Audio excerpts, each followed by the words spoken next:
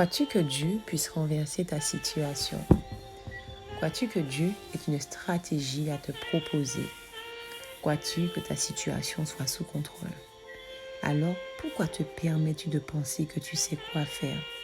La parole dit, telle voie paraît bonne à un homme, mais l'issue en est la mort. Tu dois apprendre à mener tes combats différemment. Dieu ne fera pas ce que tu as l'habitude de faire. Dieu te proposera toujours une stratégie que tu ne comprends pas. Tu n'as qu'une chose à faire, obéir. Et surtout, il n'a pas besoin de ton aide. Le problème aujourd'hui, c'est qu'on aime décider de la stratégie et nous demandons ensuite à Dieu d'agir pour nous. En quelque sorte, nous utilisons Dieu. Sauf que ce qu'il faut savoir, c'est que quand Dieu expose la stratégie, ce n'est pas pour nos intérêts. Ce sont ses intérêts qu'il sert. Voilà pourquoi vous êtes nombreuses à être déçues. Vous pensez que ce sont vos intérêts qui sont prioritaires et plus importants. Tout dans ta vie doit être un sujet d'adoration à l'Éternel. Ne l'oublie pas. Il ne te donnera pas ce que tu as choisi d'avoir. Il te donnera ce qu'il a choisi pour toi. Il dit que l'on ne sait pas ce qui est bon pour nous. Et il nous connaît. Cesse d'éloigner tes bénédictions avec ton orgueil. Arrête de penser que tu gères. Donne-lui la place qu'il doit avoir dans ta vie. Arrête de lutter, tu vas te fatiguer. Il dit qu'il connaît les projets qu'il a formés sur toi. Projets de paix et non de malheur. Si tu n'es pas dans cette paix parfaite, c'est que tu es dans le faux.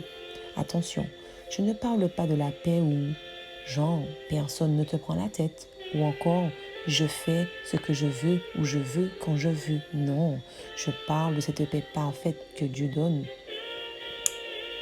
Même si on te prend la tête, tu resteras imperturbable. Celle où tu obéis à Dieu, et ce, même si ce que tu demandes n'arrive pas.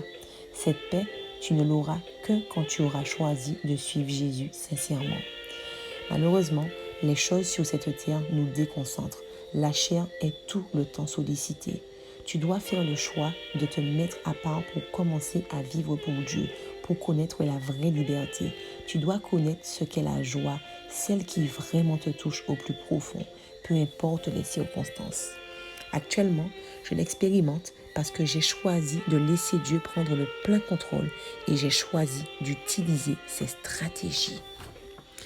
Ce qu'il me demande de faire pour qu'il puisse me donner la stratégie, c'est de soigner ma relation avec lui. Cela passe par la méditation, le jeûne, la prière, l'adoration. Des choses qui me paraissaient tellement barbantes il y a quelques mois. Mais vous savez, j'en avais marre de ressentir ce vide qui était mon quotidien. J'en avais marre de pleurer sur les erreurs que j'ai commises. J'en avais marre de ressasser le passé.